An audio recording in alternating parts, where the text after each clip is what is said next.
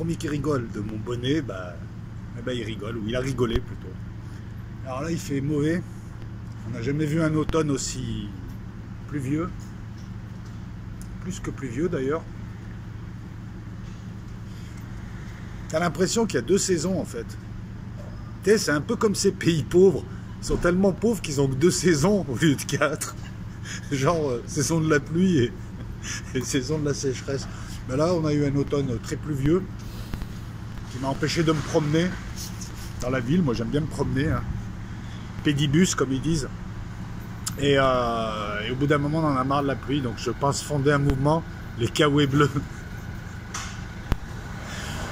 Les Kawaii bleus pour lutter contre la pluie. Au moins qu'il y ait de la pluie au SMIC, quoi. Je sais pas, 1 fois par an. Mais là, non, c'est pas possible. Non, sérieusement, il flotte trop. Merci Manao de Loup. Ou le Loup. Je m'excuse, là, j'ai vu ton commentaire tout à l'heure. Je te remercie toi et tous ceux qui ont commenté. Beaucoup de commentaires sympathiques, beaucoup de commentaires intelligents, beaucoup de commentaires enrichissants. Et notamment le tien qui m'explique que le Bi, le grand Bi, le vélo qu'on voit dans la série, peut aussi représenter enfin les 2 étoiles, le double système d'étoiles, Sirius A et B. On parle. Alors, petite question comme ça, et là c'est. En tout cas, merci parce que franchement, ça me donne une piste de recherche. Je ne vais pas vous parler aujourd'hui de. Quoique. Je ne vais pas vous parler aujourd'hui ni de gilets jaunes, ni de gilets jaunes ancrés, axés autour d'une certaine réalité quotidienne. Aujourd'hui, je vais vous parler. Alors, pour ceux qui ne connaissent pas, c'est une cigarette roulée. Hein. Je préfère aussi préciser, parce que je l'ai fait en L, avec 2 feuilles. C'est vrai que ça peut ressembler à autre chose, mais sur ce coup-là, non, je vous assure, c'est une cigarette. Et c'est seulement une cigarette, voilà. Je le dis aussi parce que il y a plein de gens qui regardent. Et puis, je vous rappelle que fumer, c'est de la merde. Si vous pouvez ne commencez pas, et si vous avez commencé, vous avez des techniques comme la vaporette et autres. Et si vous me dites et toi, ben, j'essaye, c'est difficile, moi je suis un gros fumeur. Si je fume pas, après je me transforme en Hulk. Non, on va parler du pacte de Marrakech maintenant.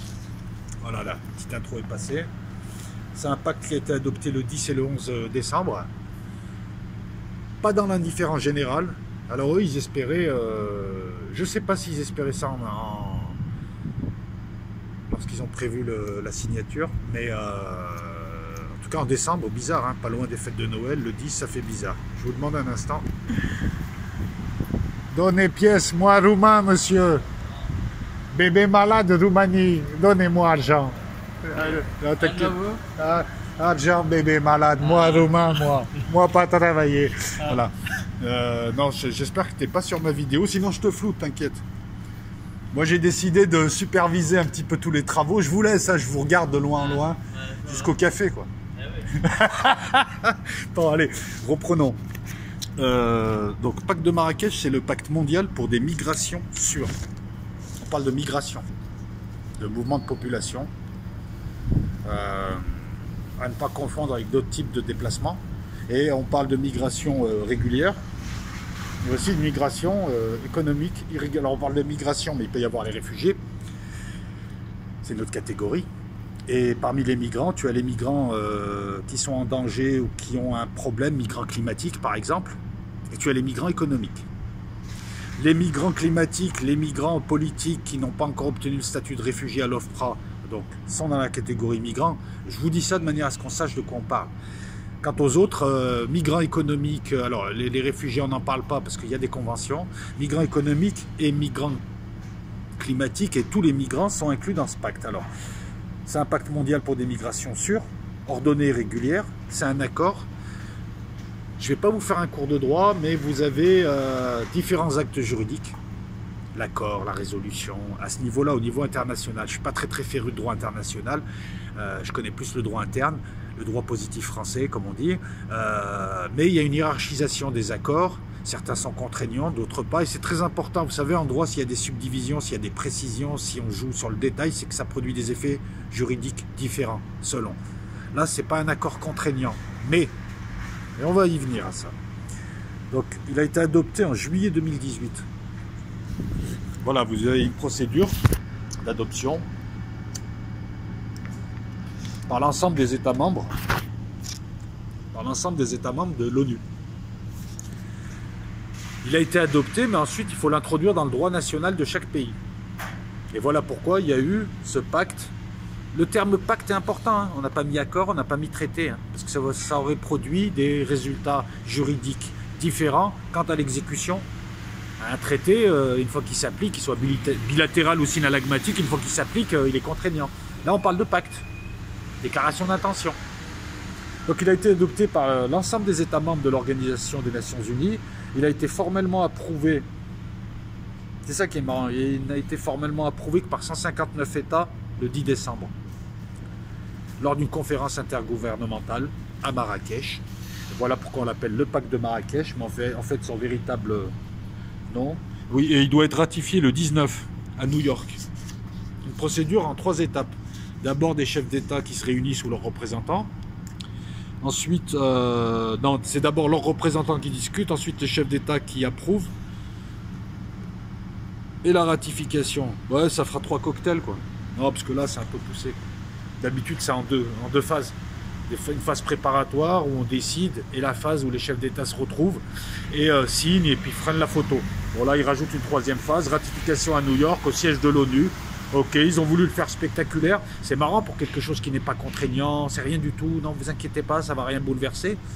On en fait quand même du cinéma. Bref, une démarche à 3 étapes. Ce texte repose sur les engagements souscrits par les États en 2016 dans la déclaration de New York sur les réfugiés et migrants. Là, on parle plus de pacte, on parle de déclaration. Voilà, donc, déclaration de New York sur les réfugiés et les migrants en 2016. Ensuite, pacte de Marrakech, élaboré. Non, d'abord, pacte mondial en juillet. Ensuite, pacte de Marrakech, à Marrakech, donc, je suis une quiche, Marrakech. Et ratification à New York. C'est important d'apporter du détail. Donc ce texte repose sur les engagements souscrits par les États en 2016 et il existe déjà un pacte mondial sur les réfugiés. Et il s'en sert. Mais il inclut les migrants. C'est là où on est en train de vous la faire à l'envers. Jusque-là, dans tous les droits nationaux, tu avais 2 types de gens. Tu avais ceux qui, enfin même plusieurs types, tu as ceux qui voyagent, ceux qui sont là, à différents titres, qui ont des visas A, B, C, D, ce que tu veux. Le visa C, c'est des touristiques, et le visa D, c'est en attente de papier, c'est le visa long séjour. Ou c'est un visa, voilà, visa A, visa B, c'est autre chose. Mais bref, peu importe, c'est pas très important. En matière migratoire, tu as différentes catégories, et tu as la catégorie des réfugiés, qui est gérée par l'OFPRA. Pour avoir travaillé dans l'immigration pendant 10 ans et pour avoir été chargé de mission et pour avoir travaillé en centre de rétention, je suis intervenu moi-même à plusieurs reprises pour aider des migrants. Et oui, je suis peut-être un administratif, mais on conseillait juridiquement, on va le dire comme ça. Et je suis intervenu notamment avec l'OFPRA pour essayer de traduire des gens qui parlaient en arabe, etc. Moi, je me rappelle de 2 Tchadiens qui ne parlaient que l'arabe, qui me comprenaient, mais l'arabe littéraire, hein, tu sais, l'arabe des films, l'arabe des livres, tout ça, hein, le truc... On dirait qu'ils chantent les mecs, non, c'est sympa à écouter. Mais donc eux ils me comprenaient, moi je les comprenais pas. Le type de la CIMA, lui il comprenait que moi, hein. Voilà.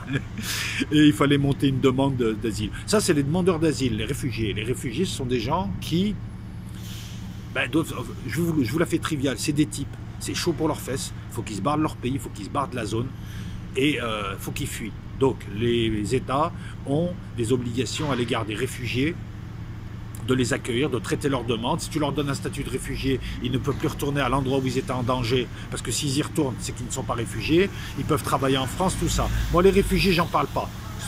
Je vous rappelle qu'il n'y a pas longtemps, on parlait de réfugiés, uniquement de réfugiés. Après, on s'est mis à parler de réfugiés climatiques. Et je vous rappelle aussi que les migrants étaient en centre de rétention. Vous aviez 2 types de migrants. Vous aviez les migrants qui migraient économiquement... comme on le ferait tous, hein, comme l'a fait mon père, comme l'ont fait beaucoup de gens, et comme vous le ferez sûrement si vous êtes dans un pays pauvre et que vous crevez la dalle et que vous voyez en face des richesses. Voilà, cette vidéo, elle n'est pas contre les migrants. Hein, les migrants, moi, les migrants, je comprends leurs problèmes, mais on va y venir. Parce que le problème peut être traité différemment. Parce que là, ça sert d'autres causes. Donc, tu vois, jusque-là, les migrants, c'était soit tu as le droit d'être en France, par exemple, soit tu vas en centre de rétention et tu es reconduit à la frontière. Les reconduites n'étaient pas toutes effectives, mais tu n'avais aucun droit pour les migrants. Tu n'as pas à migrer, voilà, je ne te veux pas chez moi, il y a déjà trop de monde, il y a déjà trop de problèmes, je ne peux pas t'accueillir dignement. Si tu arrives, ça va rajouter des problèmes aux problèmes. Les gens ici sont exaspérés parce qu'ils s'en sortent déjà pas, alors ils voient d'autres gens. Avant, c'était cette politique qui était faite. C'était une politique dure pour le migrant, et c'était une politique qu'on pouvait comprendre de la part de l'autochtone ou du gouvernement qui protégeait. Donc avant, les migrants étaient traités comme ça, les réfugiés étaient traités différemment et ils avaient un régime, j'ai pas envie de dire privilégié, parce que la vie d'un réfugié, elle est difficile, même en France, hein, mais ils avaient un régime à part, on prenait en compte le fait qu'eux, ils ont fui, non pas pour acheter des iPhones ou pour mieux vivre, enfin si, pour mieux vivre aussi, mais non pas pour des considérations économiques, mais parce que leur sécurité ou la sécurité de leur famille était gravement menacée. Donc pourquoi aujourd'hui faire un pacte où tu ramènes les migrants et tu veux essayer d'embrouiller tout le monde en les assimilant aux réfugiés? Première chose. Il n'est pas contraignant. Alors je vais vous expliquer un truc. En politique et en droit, c'est un peu la technique du voleur chinois, mais là on ne vole rien. On t'habitue à des situations. L'Union européenne qui était avant la CE, à chaque fois on dit mais non, mais non, mais non. On t'habitue à une situation jusqu'à qu'il y ait l'effet trappe. L'euro passe, c'est fini, c'est trop tard. Enfin on te le fait croire. Là, on est en train de faire la même chose. C'est-à-dire que petit à petit, on va t'habituer à ce que les migrants aient des droits, que les grandes migrations provoquées par les mêmes gens qui signent les ratifications, les dernières migrations que nous avons eues venaient d'Afrique, venaient de Syrie, venaient, oui, principalement, elles étaient dues à des guerres menées par les gens qui signent les pactes et qui veulent accueillir les migrants chez eux. Quand je vous parle de division horizontale, quand je vous dis que ces gens sont nos ennemis et veulent que les humains se battent entre eux, que le migrant arrive, et ils font toujours ça. Ils choisissent quelqu'un, c'est leur chouchou, ils le montent contre les autres en ont marre de lui, ils se battent entre eux et eux ils vont chercher un nouveau chouchou. C'est une triangulaire ça, c'est pas le triangle, c'est une triangulaire. Donc là on a déjà une tentative de nous habituer à confondre migrants et réfugiés, ce qui n'est pas la même chose. Je suis désolé, t'as pas de iPhone et tu habites au fin fond du Zaïre et ta vie est difficile, je le sais. Mais voilà.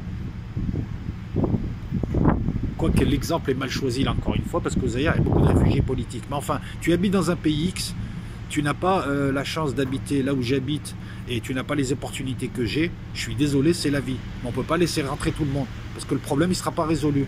Parce que si tu fais rentrer des migrants en masse, ça tire le pays vers le bas, et l'Eldorado où tu es allé, c'est plus un Eldorado, ça devient le pays où tu as quitté. Eh ouais, c'est logique. Qui en profite? Il n'y a que le gouvernement ou le patronat qui profite. Puisque tu vas arriver concurrencer d'autres prolos, tu vas prendre un appart, tu vas prendre... Les gens ne sont pas xénophobes vis-à-vis des migrants. C'est juste que les gens ont du mal. Ah, ils ne peuvent pas t'accueillir. Ils préféraient t'accueillir, voilà. Quand on me dit, mais toi aussi, t'es arrivé... Déjà, moi, je suis né à Paris. Ça, c'est pour les gens là qui comprennent rien. Deuxièmement, c'est mon père qui est venu dans un cadre légal pour travailler. Troisièmement, le patronat français lui a proposé des... Bien sûr que le patronat français allait faire de l'argent, mais mon père n'avait rien. Donc on lui a proposé des opportunités, ça a servi tout le monde, c'était un bon arrangement et mon père à l'heure d'aujourd'hui il est content d'être venu travailler ici. Et moi je suis français, n'en déplaise à ceux qui papier machin, qui bouffent au McDo, qui regardent des séries américaines, qui ne connaissent pas l'histoire de France et qui veulent se la jouer plus français que moi parce qu'ils sont blancs. Donc je ne suis pas dans le cas d'un migrant, et encore moins dans le cas d'un réfugié, ni moi ni tous ceux qui sont nés là. Quant à nos parents, c'était des travailleurs immigrés dans un autre contexte. Si tu veux comparer les situations, il faut les comparer à toutes choses égales. On était dans les 30 Glorieuses, il y avait du boulot plus qu'il n'en fallait, il y avait des gens qui, c'était ça où ils bouffaient des cailloux, c'est la décolonisation, de l'autre côté il y avait un patronat qui avait besoin d'eux, ils sont montés, ils ont bossé honnêtement, ils ont élevé des familles, ils nous ont éduqués, et ils ont surtout profité de toutes les bonnes opportunités que leur a donné le pays. Et oui, le pays ne te donne pas des sous comme ça, non, c'est le pays te propose des opportunités que tu n'as pas ailleurs, et ça c'est le mérite en France, même à l'heure d'aujourd'hui. Et toi après si tu bosses par ton boulot, par ton effort, et ben tu t'ouvres, voilà, c'est ce qu'a fait mon père, il a fondé une famille, il a fait ce qu'il avait à faire, il l'a fait bien, voilà. Moi mon père c'est mon héros, parce qu'il est arrivé, il avait rien, il a monté plein de trucs, et il a toujours resté honnête, et il est toujours resté droit. Donc on ne va pas comparer ce qui n'est pas comparable. Et le problème il n'est pas de comparer des migrants aussi qui arrivent, qui s'installent, tant mieux pour eux, qui travaillent, j'en connais plein, ils sont honnêtes. C'est pas ce que je veux dire. Ce que je veux dire c'est que là il faut aussi comparer à toute situation égale, la situation n'est pas la même, on passe de crise en crise. Et si on commence maintenant à nous dire, bon les réfugiés c'est normal, mais il faut que tu accueilles les migrants économiques parce que les pauvres, ou il faut accueillir les migrants climatiques parce que les pauvres, et je fais comment moi? Il va venir me prendre ma place? J'ai rien contre lui, mais pourquoi il en est là? Elle est là la question. On vous habitue donc par des déclarations d'intention, par un climat, par des séries, par des gens qui viennent t'expliquer que tu es un gros raciste si tu n'accueilles pas tous les gens de la Terre. Ce qui n'est pas vrai, tu n'es pas raciste, tu es juste stressé parce que tu as l'impression que le système t'entube. Voilà, parce que sinon, si tu avais des millions, je suis sûr que tu accueillerais tout le monde. Je veux dire, en général, le français, voilà, le français, il Il y a de la xénophobie beaucoup en France qui vient de tous les horizons, de tout le monde, hein, même des gens qui me ressemblent. Mais le français n'est pas raciste et s'il peut aider, il est. C'est juste que voilà, on t'habitue, et puis maintenant on commence à te sortir un pacte. Mais non, c'est pas contraignant. Mais la carotte, elle est en train d'arriver, les gars. Le mec, il a ouvert le frigo, il a sorti le sachet, il est en train de sortir la carotte, et il continue de dire, mais non, ça fera pas mal, t'inquiète pas, c'est un pacte. Je vois aussi que tout le monde n'a pas... Il y a 193 pays à l'ONU, 159 l'ont signé. Il y a plein de pays qui ne l'ont pas signé. Alors moi, je suis sidéré par les États-Unis qui veulent... Ça, je vais le dire après, mais je le préciserai après. Les États-Unis veulent détruire l'Europe. C'est où on est vassalisé par eux, ou ils nous détruisent. Ensuite, il y a un projet eschatologique de détruire l'Europe en utilisant les masses de migrants, et notamment des migrants musulmans, mais enfin des musulmans un peu spéciaux. C'est pas des musulmans light, là, c'est pas des musulmans bio, parce qu'ils viennent du fin fond de l'Afghanistan, du Soudan, de la Syrie, de campagne. Ils sont vraiment... ils viennent d'une autre planète, tu m'étonnes, ils arrivent ici, tu m'étonnes qu'après, je sais pas, vous n'avez pas remarqué qu'il y a eu beaucoup d'agressions sexuelles, d'enfants, voilà, parce qu'ils viennent d'endroits où ils vivent différemment, c'est tout. Je juge pas, mais enfin si, je juge quand tu as un Sri Lankais ou un Soudanais qui viole un gosse de 10 ans à la piscine. Moi, je me pose des questions. Là, c'est pas de la civilisation. Là, il y a un problème. Il y a un problème. Déjà, lui, il a un problème. En plus, il y a le problème du choc culturel. Donc, tout a été fait pour que ces gens-là ne s'insèrent pas. Arrêtez de me faire croire qu'il y a Châteaubriand, Coulon, Montaigne à Calais. Non, c'est Joe le coupe-coupe qui se bat contre ses copains. Voilà, c'est des Afghans d'un côté, des Érythréens de l'autre, et les gens de Calais, ils sont au milieu. En France, le gouvernement français, il est censé défendre les Français et les gens qui habitent en France déjà. Calais, c'est une honte. Donc, bien évidemment qu'il faut s'inquiéter de ce pacte. Bien évidemment que les gens qui vous disent « mais non, mais c'est n'importe quoi », ce sont soit des gens complètement cons, soit des angéliques, soit des cyniques. Poursuivons, c'est pas fini. Pourquoi t'inclus les migrants? Pour pas qu'on vienne te dire que c'est toi qui les as créés en Libye et en Syrie? Elle est là la réalité. Avant de faire des pactes, juger les gens qui ont provoqué des guerres illégales, qu'on sait tous illégales, en Irak, en Syrie, en Libye. Quand je vois Sarkozy qui fait des conférences sur l'immigration, mais putain, mais si t'es de droite et tu votes Sarkozy, j'ai du mal à avoir du respect pour toi. C'est lui qui a détruit des pays, qui a assassiné des présidents. Je sais pas, avoir un président comme ça, c'est que t'as honte de ton pays, c'est que t'aimes pas ton pays. Je dirais la même chose d'Hollande, de Macron, de tout ça. Ça fait bien longtemps que les partis politiques, je m'en défie, sauf les petits nouveaux, genre Asselineau, tout ça, parce qu'ils sont frais, ils sont neufs, ils sont encore honnêtes. Le problème de ce pacte, donc, outre le fait qu'il nous habitue à une situation que nous ne connaissions pas et que nous ne voulons pas connaître, outre le fait de créer les causes du chaos et qu'ensuite ils veulent les réglementer, les causes du chaos, c'est détruire des pays, c'est piller des pays en Afrique. Je n'ai pas dit les Européens pillent l'Afrique, c'est de la merde ça. Il y a des gens qui pillent l'Afrique avec l'aide d'autres Africains ou de pays arabes ou ce que tu veux. Voilà, donc il faut arrêter aussi. Les Européens, ils ont pillé l'Afrique. Qu'est-ce que tu fais là? Ta gueule, ta gueule. Ça m'énerve ça. C'est du racisme, c'est raciste. Donc le gilet jaune, il a pillé l'Afrique. Il n'en profite pas de ça. Je sais très bien que c'est des puissants, quelle que soit leur couleur de peau, qui profitent de ces saloperies. Et s'ils ont pillé, c'est qu'il y a eu aussi des complices à qui il faut demander des comptes. Je vous demande un instant.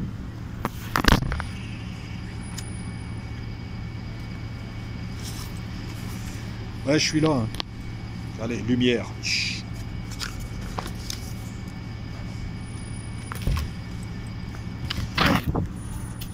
Le deuxième problème, c'est qu'on est en train de créer un droit aux migrants.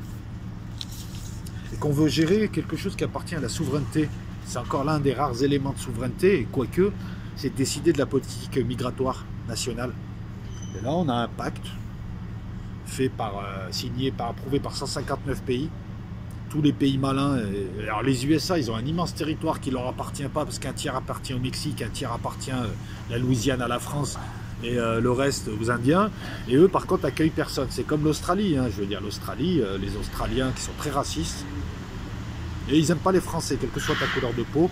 Ce sont des génocidaires qui ont volé la terre des aborigènes et qui ont un énorme espace.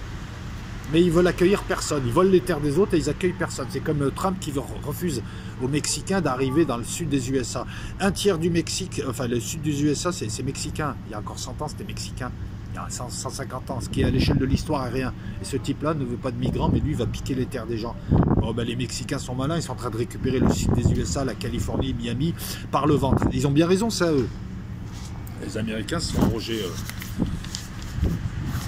Et là, donc, on a un problème de sécurité nationale. C'est pas à l'ONU, c'est pas à d'autres États qui sont dans des configurations différentes de la tienne, hein, qui vont te dire ce que tu vas faire pour accueillir ou ne pas accueillir. Tu vas pas accueillir 1 million de migrants comme a fait Merkel, c'est suicidaire. Ça n'a arrangé que le patronat français, ça a détruit le prolétaire allemand, ça a appauvri le pays, mais ça a enrichi le fisc. Je l'invente pas, je veux dire, tu peux le voir, tu peux aller en Allemagne, tu peux lire sur l'Allemagne, tu peux voir. Voilà, ça a créé des troubles sociaux, ça a cassé l'homogénéité du pays. Il n'y a pas un jour sans qu'il y ait un problème. Je l'invente pas, ça aussi. Là, on ne distingue pas entre les migrants économiques et les migrants humanitaires. Voilà, les fameux migrants climatiques, les migrants, tout ce qui pourrait devenir réfugiés. Avant, il y avait une catégorie, les réfugiés, les autres, c'est dégage. Maintenant, il y a les réfugiés, les migrants climatiques, les migrants économiques, les migrants Weight Watchers, les migrants du Paris Saint-Germain.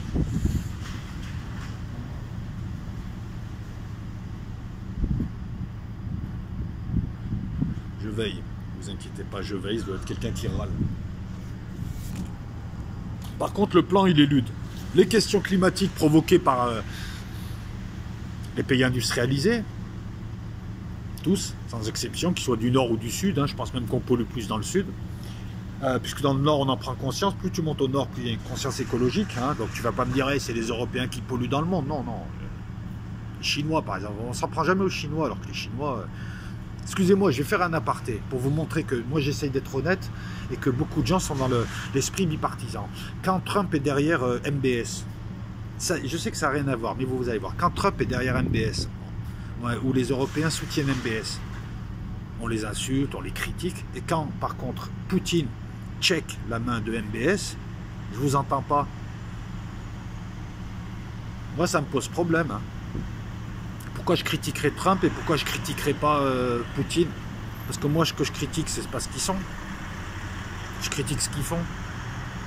Et les deux soutiennent l'Arabie Saoudite. Pourquoi on en veut? Vous voyez, pour une fois, enfin pour une fois, non, j'essaye d'être juste. Quand c'est des Américains qui font une saloperie, on le dit. Quand c'est les Russes, on dit rien. Moi, je suis honnête. Hein. Je suis français, je suis ni russe ni américain. J'ai pas de problème de papa. Mon père, c'est mon héros. J'ai pas besoin de Poutine comme papa. Ou de Trump. Donc le problème, il est là, c'est une grosse atteinte à la sécurité nationale, une grosse atteinte à la souveraineté, qui peut entraîner une grosse atteinte à la sécurité nationale. Ça pose problème que des organismes non étatiques, qui n'ont pas la légitimité de la démocratie, même si la démocratie, on pourra en parler des heures, mais en tout cas, ils n'ont pas été élus. Les ONG, c'est souvent des nids à espions, des nids à Soros, des nids à ce que tu veux, vont décider à la place des États et à la place des peuples. C'est ça le problème, au-delà de savoir s'il faut accueillir. Quand j'entends dire oui, mais c'est que 60 migrants, la France peut les accueillir. On parle de principe, là, on fait de la politique, là. On ne fait pas de la comptabilité. C'est pas des stocks, c'est des gens, même eux. Et donc on ne parle pas ni de la pollution, ni des effets climatiques. On peut avoir un avis différent sur le réchauffement climatique, mais il y est. Personne ne le conteste. La seule contestation, c'est qui le provoque. Est-ce qu'il est cyclique? Est-ce que c'est à l'échelle donc cyclique de la Terre? Est-ce que c'est à l'échelle du système solaire? Ou est-ce que c'est nous?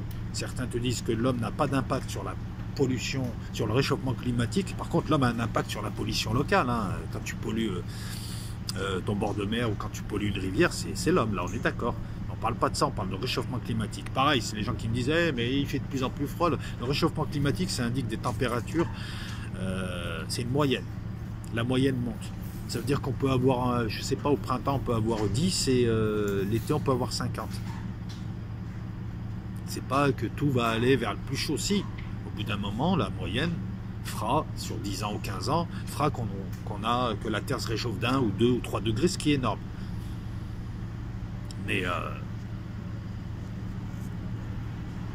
moi, ce que j'aimerais savoir, c'est, outre les questions climatiques, c'est pourquoi on ne demande pas des comptes à ceux qui ont provoqué, qui ont créé ces migrants. Ben oui.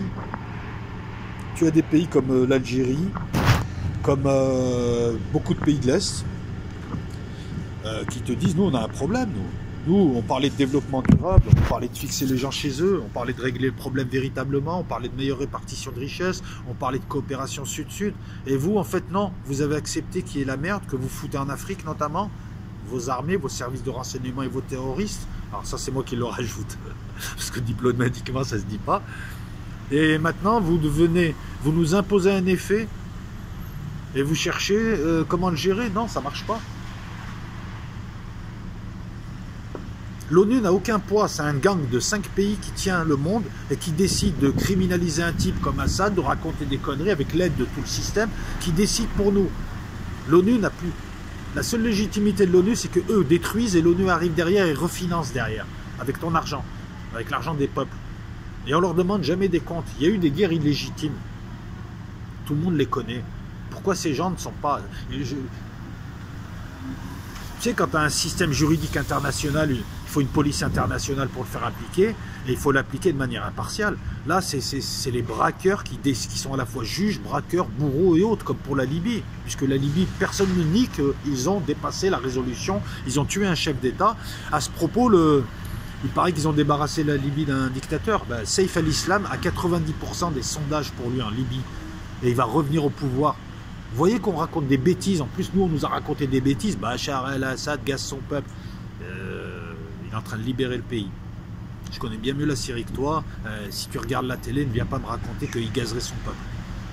Ou alors, c'est que tu crois les conneries qu'on te raconte. Donc, le règlement des conflits que l'ONU peut imposer à tous les grands pays. Si tous les petits pays se mettent ensemble, créent une organisation avec des règles en disant, écoutez, moi, c'est très simple, les Américains. Si vous continuez votre politique, on n'achète plus en dollars, on vend plus en dollars, au bon du trésor, on les balance. Et tous les petits pays, c'est la population, c'est les gilets jaunes du monde. Et Macron et ses amis, c'est les gros pays, qui ne représentent qu'eux-mêmes, hein, parce que même les populations de ces pays-là sont victimes.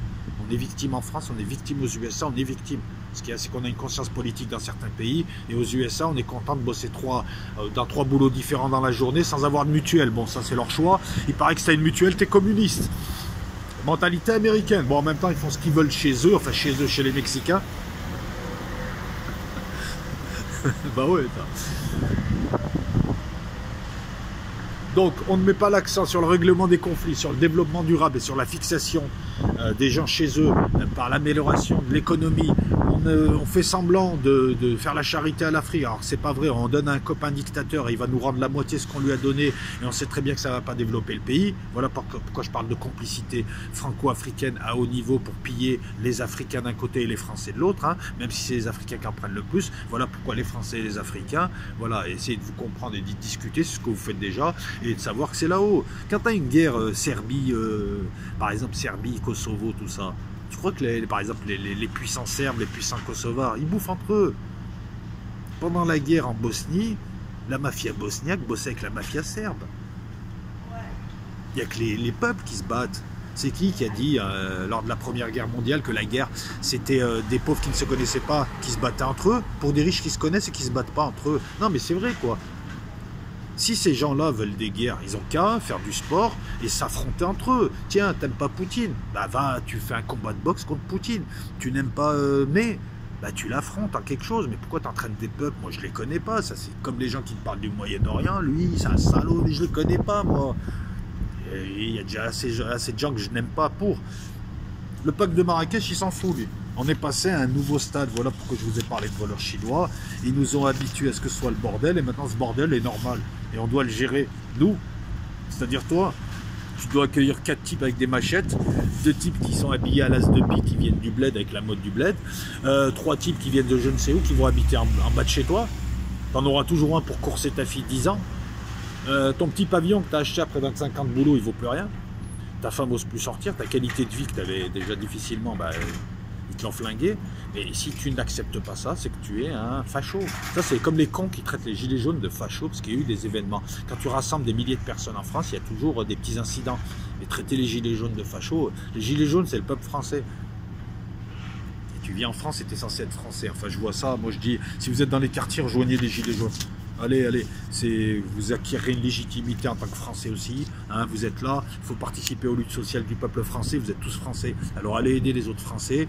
Et oui, bah, oui, il y a toujours un con, il y a toujours 2 cons, moi aussi j'en croise des cons, faites-en pas une généralité, et le mouvement des Gilets jaunes, il profite aussi bien aux prolos de banlieue, qu'aux prolos de pavillon, qu'aux petits blancs périurbains. Ah, vous avez les mêmes galères les gars, parlez-vous hein, franchement.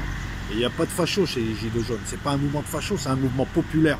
et sain, et qui me surprend de plus en plus, parce que je vois, par exemple, là, j'ai la confirmation qu'après l'acte 5, la mobilisation a redoublé. On a voulu nous faire croire en nous montrant les images à Paris que la mobilisation a baissé, c'est pas vrai. Et l'acte 6 et l'acte 7, et j'espère qu'ils auront gain de cause. Bref, je me demande même si moi, en congé, je vais pas prendre un gilet jaune et aller aussi faire le gilet jaune. Je me demande. Non, non, sérieusement. Ne serait-ce que quelques jours, puisque j'en parle. Revenons donc au pacte de Marrakech. Alors, outre le fait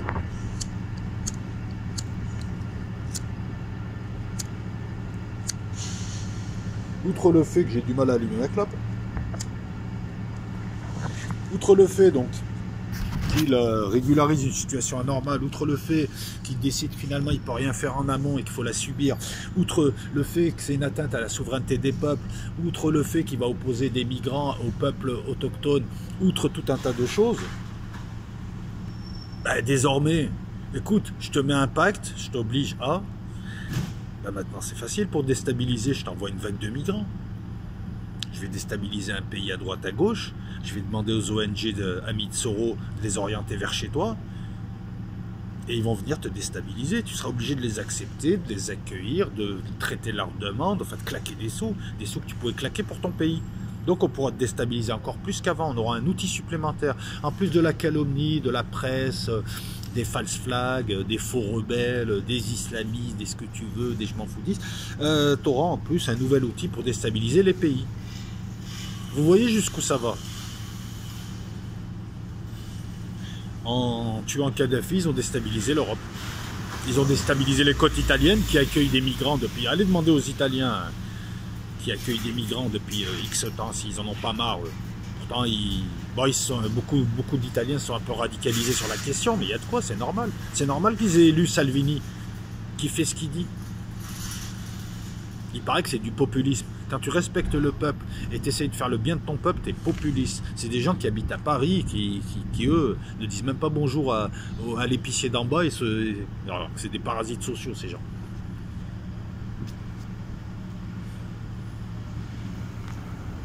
En 2018, 3,4% de la population mondiale a migré. Mais là, on a mis toutes les catégories. On a 258 millions de personnes migrantes, dont 68 millions en déplacement forcé. Ceux-là, ils n'ont rien demandé à personne. En 2018, on a eu 3300 morts sur les routes migratoires. On aurait pu ne pas les avoir si, depuis 50 ou 60 ans, l'ONU et les pays dits civilisés et les gouvernements des pays pauvres avaient fait leur job. Tu me vois pas, c'est pratique. Donc ceci, je l'ai dit, donc la plupart en Méditerranée, 3300 morts, des gens qui voulaient juste vivre un peu mieux. C'est triste quand même. Qui ont fait profiter les passeurs, qui ont fait profiter les démagos de gauche, d'extrême gauche. Enfin, il n'y a que leur famille, quoi. C'est des types...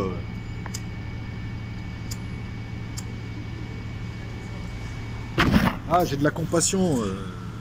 J'en ai connu ce qu'on appelle des hadagas, des clandos. C'est des gens qui essayent de... Tu ferais la même chose. Hein. Voilà, tu ferais la même chose. Ce qu'il y a, c'est que il y a 100 ans en Europe, quand on voulait migrer, on colonisait. Bon là, ils migrent, mais tu ferais la même chose. Ça fait de la peine de voir qu'il y a 3300 morts parce qu'ils voulaient juste un peu mieux vivre. Vous voyez? Comme quoi, c'est pas eux forcément nos ennemis. On essaye de nous les opposer. C'est derrière qui pousse, encore une fois. Donc voilà, donc on crée un texte pour triquer les opposants, soi-disant antidémocratiques, pour faire taire le peuple. On l'accable, mais ne vous y trompez pas, ce pacte est inutile. Donc pourquoi est-ce qu'on le fait? Et s'il ne l'est pas, qu'est-ce que vous voulez faire avec? Vous voulez nous imposer tout ça? Voilà, c'est simple. C'est soit il sert à rien à ce moment-là, pourquoi tu le fais? C'est quand même une démarche en 3 étapes, plus le texte de 2016, ça coûte des sous, ça. Hein, c'est toi qui payes. Rigole pas, c'est toi qui payes, comme disait Coluche. Et là, maintenant...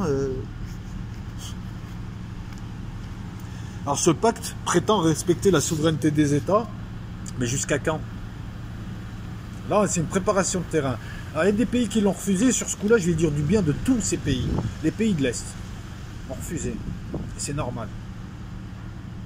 Les pays de l'Est sont des pays fragiles économiquement, qui, depuis 20 ans, se réadaptent à la société de marché, qui ont encore un pouvoir d'achat bas et qui essayent déjà de construire des économies fortes pour leur population et pour les gens qu'ils accueillent quand ils ont du travail. Hein, ils ne sont pas plus mauvais que nous. Ben, eux, ils te disent on ne peut pas accueillir de migrants. Quand les Serbes ou les Hongrois ne peuvent pas accueillir de migrants, c'est parce que c'est vital pour eux. C'est des petits pays. Ils ne peuvent pas se permettre. Ils n'ont pas d'argent. Eux aussi ont des difficultés économiques. Donc ils préfèrent privilégier déjà les gens déjà là, et notamment les Hongrois ou les Serbes, ou les Bulgares ou les Roumains. C'est normal. C'est comme si toi, tu es en galère, tu es au RSA, et en plus, il faut que tu accueilles 20 personnes de chez toi. Pourquoi? En plus, les pays de l'Est te disent, nous, on ne les a pas créés, ces migrants. Ils savent poser les bonnes questions. Donc la Hongrie, la Pologne, la Bulgarie a refusé. L'Italie, c'est normal qu'elle refuse. 100% d'accord de signer ce pacte. Ben, va habiter en Italie du Sud, reste-y 20 ans et tu verras. Que toi, même toi, même si tu étais migrant avant, tu deviens fou, quoi. L'Italie et l'Espagne et la Grèce sont en première ligne depuis déjà des décennies pour tout ce qui est vague migratoire. Il y a l'armée italienne, ils sont obligés de se battre contre les passeurs. Et là, tu as des petits villages en Italie, ils vont arriver 600 migrants. Le problème, c'est qu'ils sont 150 dans le village, avec 3 jeunes, 12 vieilles. L'Autriche a refusé, c'est normal. République tchèque, Slovaquie. L'Algérie a émis des réserves. Et nous, on va signer. En France, comme si on n'avait déjà pas de galère, Macron, il va signer sans demander l'avis de la population. C'est démocratique, ça? C'est quand même un pacte important, puisque dans 20 ans, ça va être une obligation si on te laisse faire, Macron. C'est démocratique. La démocratie, je leur dis encore une fois, c'est la possibilité de choisir, mais un choix libre et éclairé. C'est-à-dire quand tu as toutes les données. Est-ce qu'ils le savaient, ça, les Français? Ben non, tu leur mets de la télé-réalité pour les rendre cons. Tu leur détruis l'éducation nationale pour plus qu'ils réfléchissent, pour plus qu'ils comprennent rien. Et ensuite, tu fais passer ce que tu veux en faisant une campagne où tu racontes ce que tu veux. Et tu appelles ça de la démocratie. Ben, c'est pas ça, la démocratie. La démocratie, c'est par exemple, j'arrive, je te donne tout. Je te laisse te démerder pour ton analyse. Voilà, on va te donner la situation. Mais ça se fait plus. Comme il n'y a plus d'éducation populaire. En gros, un tiers des membres de l'ONU a refusé de le signer. Juste au titre. D'autres ont émis des réserves. Et les seuls qui signent comme ça, ils s'en foutent. C'est des gens de toute façon qui n'ont pas de compte à rendre et puis en plus qui vivent très bien. Parce que Macron, lui, les migrants, il n'en aura pas à l'Elysée. Je ne pense pas qu'il en ait là où il vivra après. Donc voilà, donc ils veulent nous créer des nouveaux Calais, des nouveaux Vintimille. Et puis que les gens se battent entre eux, et puis que les gens détestent les migrants, que les migrants détestent les locaux, et voilà, et eux pendant ce temps ils raident. Comme d'hab. Il paraît que le forum d'examen des migrations internationales, rien que le nom j'ai compris. Excusez-moi, j'ai 10 ans d'administration, hein. Il y a des choses qui m'échappent pas. Quand tu lis forum d'examen des migrations internationales, ok, j'ai compris. Contrôlera tous les 4 ans les progrès accomplis. Ouais, ok. Il va féliciter les bons. Merkel, elle va avoir une bonne note, hein. Tu as le réseau des Nations Unies sur les migrations qui assure le soutien au gouvernement. Et il va soutenir comment les gouvernements? C'est Allo Migrants. Macron, il appelle, ouais, j'ai 3 migrants là. C'est des Érythréens. Il y en a un qui a une machette, mais l'autre est torse nu. Est-ce que je peux garder celui qui est torse nu? Ce qu'il va faire, c'est Macron, pas moi. Calme-toi. C'est du vent, ça. Non, c'est pas contraignant. Non, le réseau va vous t'aider. Écoute, si le réseau des Nations Unies veut aider pour les migrations, et il devrait demander aux Nations Unies déjà de jouer son rôle, de régler les problèmes dans le monde, de régler les conflits et d'arrêter ce système avec un conseil de sécurité avec 5 malfrats qui décident. Oui, 5 malfrats, la Chine et la Russie, c'est des malfrats aussi. Arrête de croire que les gentils et les méchants. Tu te fais toujours avoir avec le gentil flic et le mauvais flic. C'est tous, je m'excuse du terme, c'est tous des salopards. J'allais dire un autre terme, mais je peux pas. Donc ce pacte présente une calamité touchant tout le monde comme un bienfait. Non, c'est bien les migrants. Il y a Chateaubriand, il y a Louis Pasteur. Mais arrêtez de nous prendre pour des cons, sérieusement.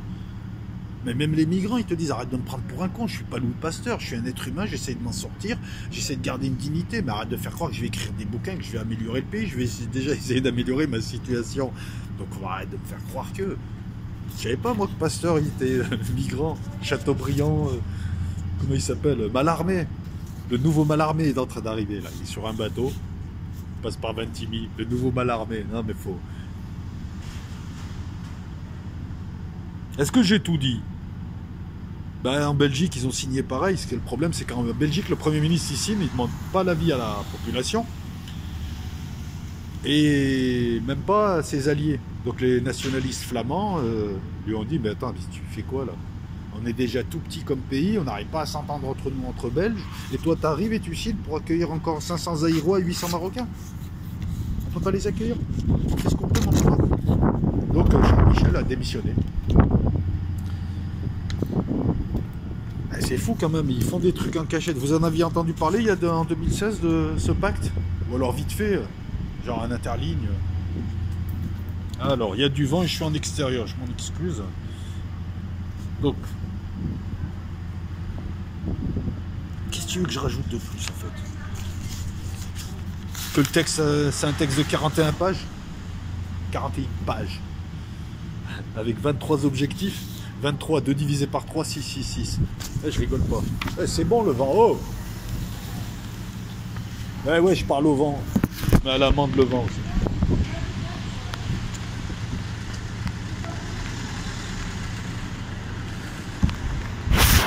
« 23 objectifs possibles. Voilà. Texte de 41 pages. 23 objectifs avec pour chacun des actions possibles. Vous voyez, c'est vicieux parce qu'au lieu de donner des directives, alors qu'on sait qu'elles sont irréalisables, on te dit non, c'est des thèmes, et puis à l'intérieur, il faut tendre vers et tout. C'est-à-dire que tu seras toujours critiqué, tu n'en feras jamais assez. Alors que si on te dit par exemple, il faut faire ce temps, autant, autant, si on te donne des choses chiffrées, tu peux dire, écoutez, moi économiquement, là, regardez ma politique, regardez mes comptes de fin d'année, je peux pas. Mais non, il reste dans le vague, c'est toujours pareil. On reste dans le vague aussi pour pas faire flipper les gens. Parce que si tu chiffres rien, oh, on va aller au ski, ouais. Non, t'inquiète pour le séjour, tout ça. Non, t'inquiète pas. On va... Voilà, c'est un peu ça. Et puis à la fin, ouais, c'est 8 000 €. Mais attends, j'ai même pas skié. C'est pareil. Faire en sorte que les filières de migration régulière... Attends. Excuse-moi, hein. J'ai du vent qui m'embête. Faire en sorte que les filières de migration régulière soient accessibles et plus souples. Mais c'est pas le but, ça. Le but, c'est faire en sorte que chacun reste chez soi et qu'il y ait une meilleure répartition des richesses dans le monde pour éviter que les gens se battent, pour éviter que les gens meurent stupidement, parce que c'est pas eux qui sont stupides. La mort est stupide. Cette mort est stupide. Non, on va accepter les migrants, on va faire des guerres, on va les ramener. Si vous les accueillez pas, vous êtes racistes. Et on va vous dire comment faire. C'est exactement ça. En plus, c'est des mesures qui en cachent d'autres.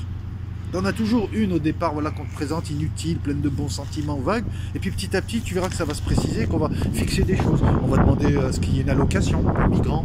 Oh, c'est rien, la France peut se permettre 150 € par mois, parce que les réfugiés en ont une. Mais eux, c'est normal, ils peuvent pas travailler. Mais les migrants, on va leur donner une allocation, ou alors on va les faire travailler sur des emplois qui pourraient bénéficier à un national, ou à un travailleur immigré qui est là depuis des années aussi. Hein. Je veux dire, quand je dis que Macron doit défendre sa population, c'est les Français et tous ceux qui vivent ici en bonne harmonie.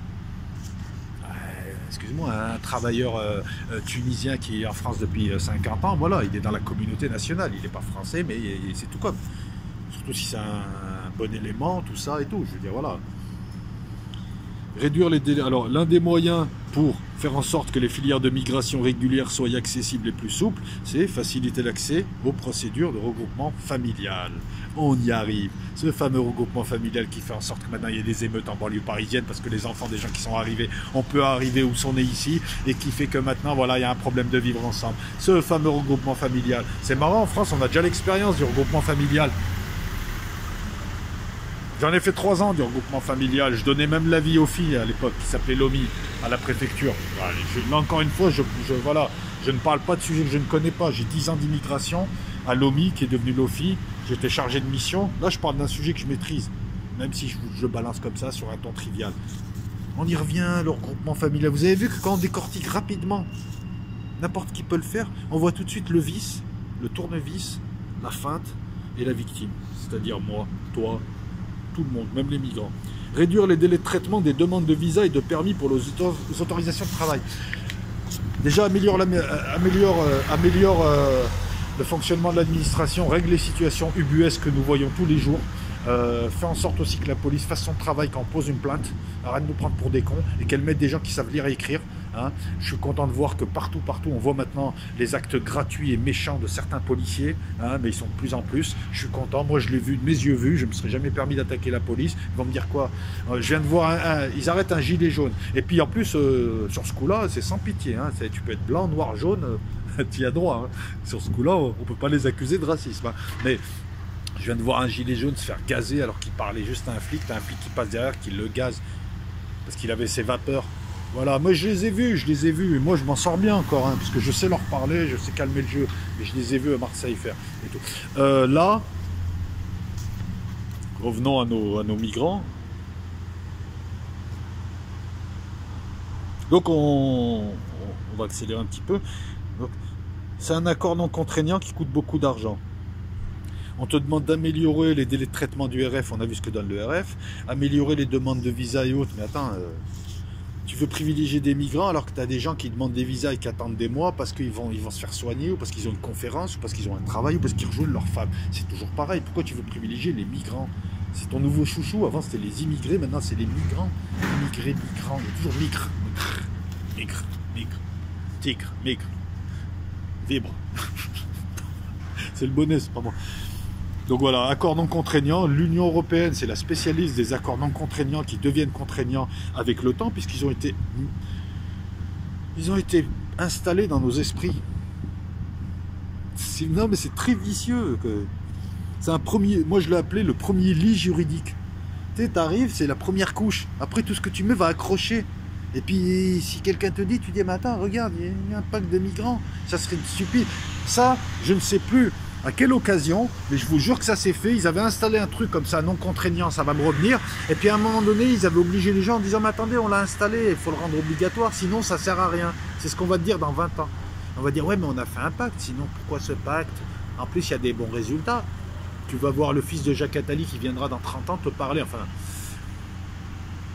C'est un premier lit juridique très dangereux pour décortiquer le droit national, pour faire en sorte de mettre tout le monde au même niveau, nivelé par le bas. Eh oui. Tu ramènes 1 million de migrants, ça va niveler par le bas le pays, ça va pas le faire monter. Le gars, il va pas se mettre à écrire des pièces de théâtre. Non, il va te piquer ton boulot. Et puis le patron, il va baisser le prix du boulot. Et à la fin, vous allez bosser tous les deux comme des gueux pour 5 centimes d'euros de l'heure, un truc comme ça, tu sais, à l'époque. On est en train de connaître Dickens en France. Eh oui. L'homme au service de l'économie et des chiffres. C'est un petit peu comme ces pays anglo-saxons qui sont riches, mais dont la population est pauvre. Allez voir aux USA, allez voir en Angleterre, où certains ne peuvent même pas se faire soigner les dents. Nous, on a encore cette chance-là. Alors, qu'est-ce que je pourrais rajouter de plus? Démarche sournoise classique, je l'ai dit. Préparation juridique d'un futur chambardement migratoire et d'un texte obligatoire, je l'ai dit. Ça vient de loin, 2016, je l'ai dit. Technique classique, je l'ai dit. Tatati, tatata. Objectif, l'Europe, détruire l'Europe avec les migrants pour provoquer la dernière phase de chaos. Écoute, si demain, par exemple, on arrive à chauffer les Russes, qu'il y a une guerre dans l'Est, au Donbass, qui vire en Ukraine, et que tu as des millions d'Ukrainiens, peut-être de Polonais et autres qui arrivent en France, là, ça va être le chaos.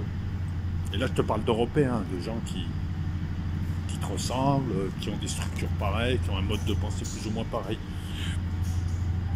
Une fois que ça passe, après on écroule le dollar, on écroule les économies et c'est le chaos. Et après ils te font un tour de magie et ils te sortent un sauveur qui va te proposer des produits frais, de l'iPhone et des villes sûres. Où tu seras dedans, où on te surveillera avec des caméras. Le meilleur des mondes, 1984, The Prisoner, etc. L'archipel du Goulag, quoique. Dans l'archipel du Goulag, c'est un livre d'Alexandre Solzhenitsyn qui a dénoncé pour la première fois de manière officielle les goulags dans les années 70, puisqu'il en a fait un peu, il a tâté du goulag, hein. Ça a été un zec, hein. Un zec, c'est un prisonnier politique, ça a été un zec, Solzhenitsyn, voilà, c'est un livre à lire. Moi personnellement, je crois, attends, il me semble que je l'ai lu, mais j'étais petit. J'ai lu quoi de Solzhenitsyn? La maison de Matriona, j'ai lu. Voilà, ouais, j'avais 13 ans, 14 ans quand je lisais ça. Bon, écoutez, je vous ai tout dit, les amis. Je vous remercie une nouvelle fois pour vos pouces, votre présence, vos commentaires. On va organiser, puisque là, alors je suis content, YouTube a fait le nettoyage des comptes pour voir s'il y avait les fausses vues, les faux abonnés, tout ça. Nous, on n'a pas été touchés parce que nous, on ne joue pas à ça. Nous, on est honnête. Donc, voilà. Donc, je vous remercie à tous pour vos abonnements, pour vos remarques, pour vos commentaires intelligents, pour vos liens. Je préapprouve avant, donc pour ceux qui ne connaissent pas la technique, le fait de préapprouver, c'est pas une censure, c'est parce que, comme beaucoup de youtubeurs, tu es harcelé par tous les no-life de YouTube qui, eux, se bouffent le foie parce qu'ils sont là, mais ils ne savent pas quoi faire. Ils n'ont rien d'autre à proposer que détruire le travail des autres. Donc, à partir du moment où tu mets en pré-approuvé, je dis ça pour ceux qui ont des petites chaînes, ces gens-là, comme ils n'existent plus, puisqu'ils passent plus, ils sont plus visibles, ils disparaissent. Ça a permis d'améliorer la qualité des commentaires, de ne pas effrayer des gens. Je ne réponds pas aux commentaires, alors moi, je m'occupe que des vidéos. J'ai une vie à côté et je vous assure que des fois YouTube, il y a des toxiques, il y en a beaucoup. Et à un moment donné, quand tu commences un peu à être affecté par la toxicité et commences à être très énervé même, à ce moment-là, tu te retires un peu. Moi, je fais les vidéos, les relations de la chaîne, les relations publiques, les lives, tout ça. C'est Aziz qui s'en occupe. Par contre, on fera un live spécial pour vous répondre. Et donc là, comme je vous l'ai dit, YouTube a fait un grand nettoyage. Ça fait que pendant 2 jours, on ne pouvait pas faire des lives avec les téléphones. Et puis là, apparemment, c'est revenu. Donc, je pense que samedi, Aziz vous fera un live téléphone. Moi, je ferai le reporter de Rush. Et puis, The Economist qui arrive. Voilà. Je vous avais promis 3 vidéos cette semaine. Je pense que je vais m'en tenir là. J'ai tout dit. Allez, ciao tout le monde. Hein, vidéo de 50 minutes. Ciao tout le monde. Je pense que je vais la mettre là. Je vais voir, je vais la mettre là ou alors je vais la monter. Mais en même temps, pourquoi la monter là? Parce que bon, il n'y a pas besoin de mettre des images, des dessins. Non, si. Écoute, je vais la poser comme ça. Ciao tout le monde, je vous souhaite à tous, à toutes et à tous une excellente journée. Noël approche, gardez l'esprit de Noël dans vos têtes. Et puis j'espère que vos fêtes se passeront bien, mais on aura l'occasion de se souhaiter des bonnes fêtes. Ciao tout le monde.